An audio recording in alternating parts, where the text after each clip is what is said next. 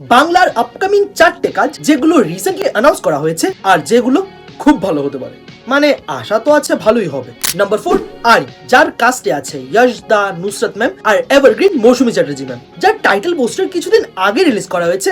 আর এই পোস্টারটা দেখার পর আই ওয়াজ লাইক, প্রজাপতি 2-তে যশ দাকে কাস্ট করা হয়েছে। যে পোস্টারটা এখানে রিলিজ করা হয়েছে ওই পোস্টারটা দেখতে অনেকটাই ভালো, আর যে গানটা ইউজ করা হয়েছে ওই গানটা শুনতে অনেকটাই ফিল গুড টাইপ। গানটা এখানে স্পেশালি খুব ভালো। আর যখন এমন কোর হিউম্যান ইমোশন আর হিউম্যান রিলেশন নিয়ে কাজ করা হয়, যেমন ধরো মা বাবা, ভাই বোন, এমন সব সাবজেক্টের উপর কাজ করা হয়, আর যদি কাজটা ভালো হয় তাহলে অডিয়েন্স অবশ্যই মুভিটাকে চান্স দেয়। মানে এই কোর হিউম্যান ইমোশন নিয়ে একটা ভালো স্টোরি প্রেজেন্ট করার দরকার, আর বাংলার অডিয়েন্স ওই ইমোশনটার সাথে খুবই ভালোভাবে আর খুবই ইজিলি কানেক্ট করতে পারবে। বাট হ্যাঁ, দ্য কি ওয়ার্ড ইজ স্টোরি ভালো হতে হবে। নাম্বার 3 নারী চরিত্র বেজায় জটিল। অবশ্যই এটা সত্যি কথা, এতে বলার আর কি আছে। এখন এই মুভির লিড হচ্ছে অঙ্কুশ দা আর অয়েন্দ্রিলাদি। আর এখানে অঙ্কুশ দাকে নিয়ে পার্সোনালি আমার এমনটা মনে হয়, এখনকার সময় বাংলার মেইন স্ট্রিম অ্যাক্টরসদের মধ্যে অঙ্কুশ দার কমিক টাইমিং অনেক ভালো। মানে ফিজিক্যাল কমেডি আর লাউড কমেডি অঙ্কুশ দা খুবই ভালো পুল অফ করতে পারে, আর ওই লেভেলের কমেডি করতে গিয়ে অনেক সময় ওভার অ্যাক্টিং হয়ে যায়।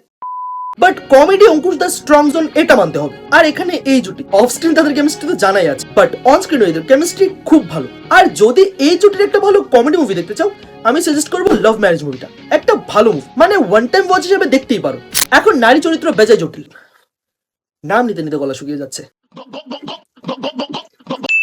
এখন এই মুভিটা লাইট হার্টের একটা কমেডি, সো আশা করা যায় মুভিটা ভালোই হবে। যেখানে মুভির পোস্টারে অঙ্কুশদার মুখটা দেখে এমনটা মনে হচ্ছে না কেন অঙ্কুশদাকে হ্যারাস করা হচ্ছে। বাট দুঃখের ব্যাপার, এটা নিয়ে কেউ কথা বলবে না, জানো আমরা ছেলে তো, আমাদের সাথে এমনটাই হবে।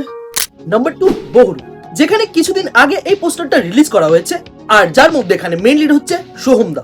যেখানে এই মুভির পোস্টার তো অ্যানাউন্স করা হয়েছিল অনেক দিন আগে, বলতে পারো অনেক সপ্তাহ আগে। বাট এই পোস্টারটার উপর আমার নজর পড়েছে রিসেন্টলি, যেখানে এই পোস্টারটা দারুণ একটা পোস্টার, যেখানে আমরা সোহমদার অনেকগুলো ডিফারেন্ট লুক দেখতে পাচ্ছি। মানে বলা যেতে পারে মুভিটা দারুণ কিছু হতে চলেছে, অ্যাটলিস্ট কনসেপ্ট লেভেলে তো এমনটাই মনে হচ্ছে। আর বাকি এখন এই মুভি দিয়ে সোহমদার একটা কামব্যাক দরকার। He is our childhood hero, কারণ ছোটবেলায় সোহমদাকে দেখে আমি হরলিক্স চেটে চেটে খেতে শিখেছি। এন্ড নাম্বার 1 রবীন্দ্রনাথ ঠাকুরের বায়োপিক। ও সরি, মানে লুকটা দেখে কনফিউজ হয়ে গেছি। ধূমকেতু, যার লিড হচ্ছে দেবদা আর শুভশ্রী। এখন ধূমকেতু দেবদা আর শুভশ্রীর ওই সময়কার মুভি, যখন আমরা স্কুলে যাওয়ার আগে টিভিতে সঙ্গীত বাংলা লাগিয়ে বসে থাকতাম, আর যখন পুজো মানে ছিল দেবদার নতুন গান, গোল্ডেন ডেজ। এতগুলো বছর পর, যদিও এত বেশি না, 10 কি 12 বছর হবে,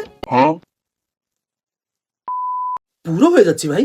এখন এত বছর পর হোপফুলি আমরা ধূমকেতু মুভিটাকে 2025-এ দেখতে পাবো। সো আপকামিং এই কাজগুলোর মধ্যে কোনটা নিয়ে তোমরা বেশি এক্সাইটেড, ওইটা কমেন্ট লিখে জানাও। যদি এই ভিডিও একটু কম খারাপ লাগে তাহলে লাইক করো, আর যদি খারাপ নাই লাগে তাহলে প্লিজ শেয়ার করে দাও।